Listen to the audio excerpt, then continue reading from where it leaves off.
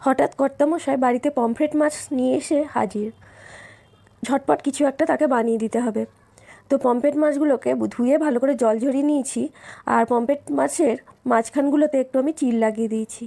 এরপর যথারীতি নুন, হলুদ আর একটু সর্ষের তেল দিয়ে পমফ্রেট মাছগুলোকে ভালো করে মাখিয়ে নিতে হবে। আর এগুলো মাখিয়ে মিনিমাম 10 মিনিট মতো আমি রেখে দেবো। আর পমফ্রেট মাছ আমার খুব প্রিয় একটা মাছ, তো প্রতিদিন যেমন রান্না করি আজকে তার থেকে একটু অন্যরকম রান্না করব। আর আমি ব্লেন্ডারে কিছুটা পোস্ত নিয়ে নিয়েছি, তারপর ওই 1 চামচ মতো সর্ষে নিয়ে নিয়েছি, 10-12 কোয়া রসুন নিয়ে নিয়েছি, আর 2টো মিডিয়াম সাইজের পেঁয়াজ আমি কেটে নিয়েছি। আর কাঁচা লঙ্কা ঝালটা যে যেমন খাবেন সেই অনুপাতে কাঁচা লঙ্কা দিতে পারেন।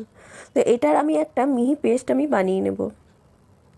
আর এদিকে কড়াইয়ে কিছুটা তেল আমি গরম করতে বসিয়ে দিয়েছি, আর কড়াইয়ে তেল গরম করার সময় সামান্য একটু নুন আর হলুদ দিয়ে দিয়েছি। এরপর মাছগুলোকে একে একে আমি তেলে ছেড়ে ভেজে নেব, আর মাছগুলোকে একটু কড়া করে আমি ভেজে নেব। আর এই পমফ্রেট মাছ ভাজতে কিন্তু খুব একটা বেশি তেলের প্রয়োজন হয়নি। আর সমুদ্রে যেসব মাছগুলো সামুদ্রিক মাছ হয় সেগুলোতে কিন্তু ভাজতে দেখবেন খুব একটা তেল লাগে না। আমি কিন্তু যে তেল দিয়েছি সেই তেলেই কিন্তু সব মাছগুলো ভাজা হয়ে গেছে। এরপর ওই তেলের মধ্যে আমি কিছুটা কালো জিরে ফোড়ন দিয়ে দেবো, আর শুকনো লঙ্কা দিয়ে দিয়েছি। এরপর আমি 2টো মিডিয়াম সাইজের টমেটো কুচি কুচি করে কেটে রেখেছিলাম, সেই টমেটোটাও তেলের মধ্যে দিয়ে ভালোভাবে নাড়াচাড়া করে নেব। টমেটোটাকে 2-3 মিনিট তেলে একটু ভালোভাবে নাড়াচাড়া করে নেওয়ার পর যে পেস্টটা করে রেখেছিলাম সর্ষে, পোস্ত, পেঁয়াজ, রসুন আর কাঁচা লঙ্কার, সেই পেস্টটা আমি তেলের মধ্যে দিয়ে দেব। এরপর মশলাটাকে ভালোভাবে নাড়াচাড়া করে নেওয়ার পর পরিমাণ মতো হলুদ দিয়ে দেব, আর সামান্য একটু লঙ্কার গুঁড়ো দিয়ে দেব। এরপর মশলাটাকে খুব ভালোভাবে একটু কষিয়ে নেব। এরপর মশলাটা দিয়ে যখন ভালোভাবে তেল ছেড়ে আসবে তখন একটু ঈষদুষ্ণ গরম জল মশলাটার মধ্যে দিয়ে দেবো।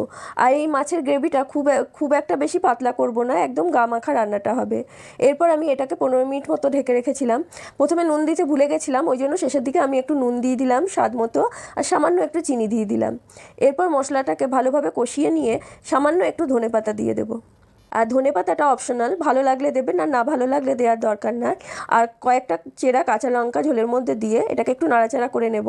এরপর ভাজা মাছগুলো একে একে ঝোলের মধ্যে দিয়ে দেব। আর মাছগুলো দেওয়ার পর ওই 2-3 মিনিট মতো ঝোলটাকে একটু ফুটতে দিয়ে দেবো। আর যে মাছ ভাজা তেলটা ছিল সেই তেলটাও আমি ঝোলের মধ্যে দিয়ে দিলাম। আর মাছ ভাজার তেলটা ঝোলের মধ্যে দিয়ে দিলে স্বাদটাও খুব ভালো হয়। এরপর গ্যাস বন্ধ করে 10 মিনিট মতো ঢাকা রেখেছিলাম। তারপর আমাদের পমফ্রেট মাছের এই রেসিপিটি একদম কমপ্লিট হয়ে গেছে। পমফ্রেট মাছের কারিটা খেতে কিন্তু খুব ভালো হয়, আর গরম ভাতের সঙ্গে কিন্তু এই পমফ্রেট মাছের কারিটা অসাধারণ লাগে। পমফ্রেট মাছের এই রেসিপিটি থাকলে ভাতের সঙ্গে আর কিন্তু কিছু প্রয়োজন হবে না। আর এমনি আমরা মাছে ভাতে বাঙালি, তো এই রেসিপিটি যদি ভালো লাগে অবশ্যই কমেন্ট করেন। আর পাশে থাকার জন্য ধন্যবাদ বন্ধুরা।